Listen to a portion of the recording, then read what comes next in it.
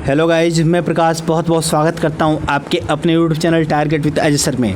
दोस्तों, इस सेशन में कुछ महत्वपूर्ण बिंदुओं पर चर्चा करने वाले हैं, जैसे UP triple S C PET का जो पेपर कैंसिल हुआ है उससे संबंधित कुछ जानकारी हम आपको देने वाले हैं। और पीएटी की परीक्षा क्या कैंसिल होने वाली है, क्या ये परीक्षा फिर से 15 सितंबर को आयोजित होगी और इसकी कट ऑफ के बारे में हम लोग डिस्कस करेंगे।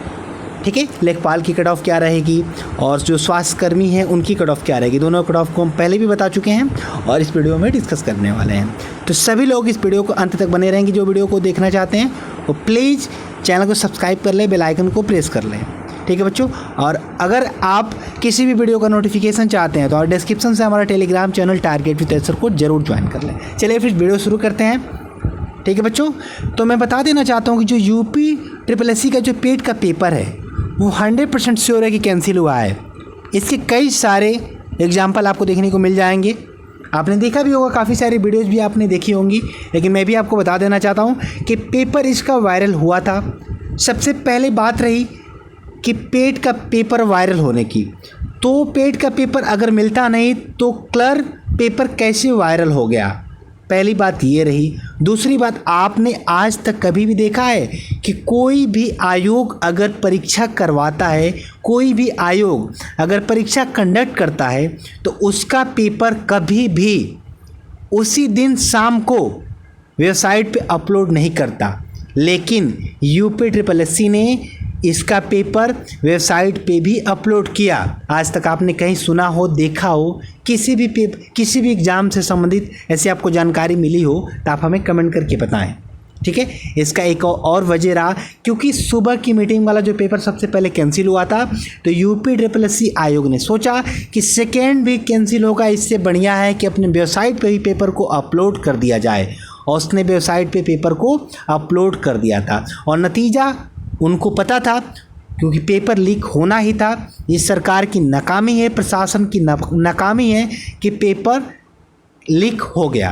पेपर लीक होना नहीं चाहिए। बच्चों के भविष्य के साथ खिलवाड़ किया जा रहा है। आपको भी पता है कि बच्चे कितने मेहनत करते हैं, घर से दूर रहते हैं, घर से दूर रह के पैसा खर्च करते हैं, पढ़ाई करते हैं, क्या क्या कठिनाइयों का सामना करना पड़ता है। इसके बावजूद वो डटे रहते हैं, मेहनत करते हैं, पढ़ाई करते हैं और रिजल्ट क्या निकलता है? जीरो। क्योंकि कुछ पैसे वाले लोग हैं, कुछ ऐसे लोग हैं जो पैसे से पेपर खरीद लेते हैं और जो मेहनत करने वाले बच्चे हैं उनका फ्यूचर ख़राब हो जाता है, अंधकारमय हो जाता है।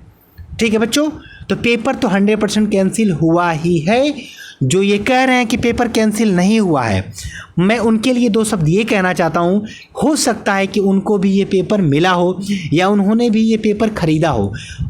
लेकिन कुछ लोग ऐसे हैं जो मानने को तैयार नहीं है कि पेपर के लीक हुआ है, लेकिन पेपर लीक हुआ है। उनका ये कहना है कि जिनका पेपर ख़राब हुआ है वो ये लोग कह रहे हैं कि पेपर लीक हुआ है। ऐसा कुछ भी नहीं है। देखो, जैसे यहाँ पे गोदी मीडिया है, कुछ गोदी भक्त बैठे हुए हैं, ठीक है, वैसे ही कुछ यहाँ पे लोग और भी हैं जो मानने को तैयार ही नहीं है कि पेपर लीक हुआ है, जबकि पेपर 100% सत्य है कि लीक हुआ है। अगर लीक नहीं हुआ तो पेपर आया कैसे आ सकता है? पेपर नहीं लीक हुआ तो आप लोग खुद बताएं। पेपर एग्ज़ाम हॉल से बाहर ला नहीं सकते थे, क्योंकि यूपी ट्रिपल एस सी के जितने भी पहले पेपर हुए हैं कभी भी पेपर मिला नहीं है, कभी भी पेपर नहीं मिला है। ठीक है बच्चों, पेपर 100% लीक हुआ है, इसका प्रूफ भी आपको मिल चुका है। मैं पेपर को दिखा चुका हूँ और पेपर कभी अब कोई भी एग्ज़ाम करवाने के बाद आंसर की आनी चाहिए, पेपर नहीं आना चाहिए था। आयोग के आंसर की अपलोड करनी चाहिए थी, आंसर की जगह उन्होंने पेपर अपलोड किया। ठीक है, सरकार चाहती है कि पेपर कैंसिल ना हो। सरकार चाहती है, क्यों चाहेगी पेपर कैंसिल हो? क्योंकि पेपर कराने में बहुत सारे खर्चे लगते हैं और वो सारा चीज़ बचाना चाहती है। पेपर कैंसिल होने से कहीं ना कहीं कुछ लोगों को नुकसान भी होता है, जो मेहनत करके पढ़ाई कर, जिनका पेपर अच्छा होता है उनका नुकसान होता है। लेकिन सबसे ज़्यादा नुकसान उनका होता है जो मेहनत करने के बाद भी जिनके नंबर कम रह जाते हैं, ठीक है, ज़्यादा नहीं थोड़े से कम हो जाते हैं, उनका सबसे ज़्यादा नुकसान होता है, क्योंकि पेपर लीक करने वाले नंबर ज़्यादा ले जाते हैं। और जिनका पेपर अच्छा होता है, जो पढ़ने में वाकई में बहुत ज़्यादा अच्छे, उनका कुछ नुकसान नहीं होता। जो मीडियम छात्र हैं उनका नुकसान ज़्यादा होता है। और सबसे ज़्यादा फ़ायदा किसको होता है? जो पेपर लीक करते हैं। तो पेपर लीक तो हुआ है, ये इसकी सत्यता बिल्कुल इसकी प्रामाणिकता बिल्कुल 100% है, सत्य है कि लिख हुआ है। क्या पीटी की परीक्षा कैंसिल होगी? तो मैं बता देना चाहता हूं कि सरकार और आयोग पीटी की परीक्षा कैंसिल करना नहीं चाहती है। ये अफवाह फैलाई जा रही है कि पीटी की परीक्षा 15 सितंबर को आयोजित होगी। र्यूमर्स फैलाया जा रहा है, ऐसी कोई भी ऑफिशियल नोटिस नहीं आई है। ठीक है बच्चों, तो इन अफवाहों से आप लोग दूर रहें। इसकी परीक्षा की अभी कोई ऑफिशियल नोटिस नहीं आई कि 15 सितंबर को आयोजित होगी, ये तो गलत है। और कैंसिल होगी इसकी भी ऐसी भी कोई नोटिस नहीं है कि गवर्नमेंट नहीं चाहती कि परीक्षा कैंसिल हो। ठीक है बच्चों, और चलिए मैं एक बार आपको कट ऑफ बता देना चाहता हूँ। अगर मैं पीटी के कट ऑफ की बात करूँ तो मैं लेखपाल की पहले कट ऑफ की बात कर लेता हूँ।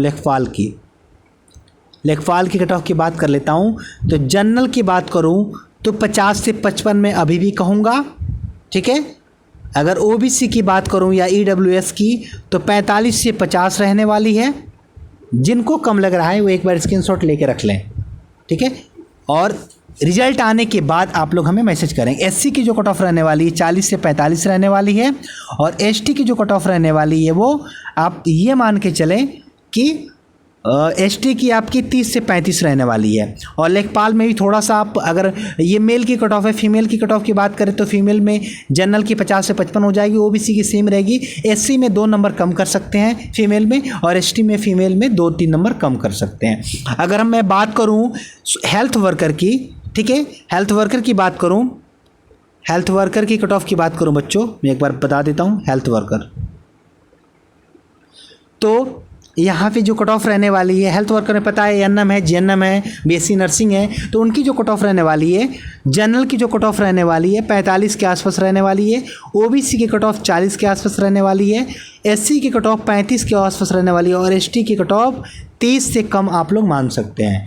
जनरल की 35, ओबीसी ईडब्ल्यूएस की 40, एससी की 35, ठीक है बच्चों, जनरल की 45 सॉरी, और एसटी की 30, ये आपकी कट ऑफ रहने वाली है। हाँ, एक संभावना हो सकती है जब अगर आपका कट ऑफ कम जाए, संभावना ये है अगर पेपर देने वाले, आपको पता है कि आपका जो ये एएनएम का पेपर होगा, एआई से रिलेटेड जो भी इसके आसपास जो वैकेंसी आएंगी, ठीक है, हेल्थ वर्कर की जो भी वैकेंसी आएंगी, आपको पता है कि इसमें एक स्पेशल एजुकेशन मांगा गया है, एक डिग्री डिप्लोमा मांगा गया है। तो आप अगर डिग्री डिप्लोमा धारी हैं बच्चों, तो जाहिर सी बात है कि इसके अलावा जो वीडियो होगा, लेखपाल होगा, और भी जो इसके एग्ज़ाम होते हैं यूपी SSS के अंतर्गत, जैसे फॉरेस्ट गार्ड हो गया, इसमें कोई भी डिग्री डिप्लोमा की ज़रूरत नहीं पड़ती है। कैंडिडेट नंबर आप जो कैंडिडेट है वो काफ़ी ज़्यादा है, लेकिन इसमें एक डिग्री डिप्लोमा की ज़रूरत है, इसलिए नंबर ऑफ़ कैंडिडेट काफ़ी कम है। अगर नंबर ऑफ़ कैंडिडेट कम रहते हैं बच्चों, तो समझ लीजिए कि बहुत ज़्यादा बच्चों ने फॉर्म में अप्लाई नहीं किया है, तो एक उम्मीद है कि ये कट ऑफ आपकी और डिक्रीज हो जाए।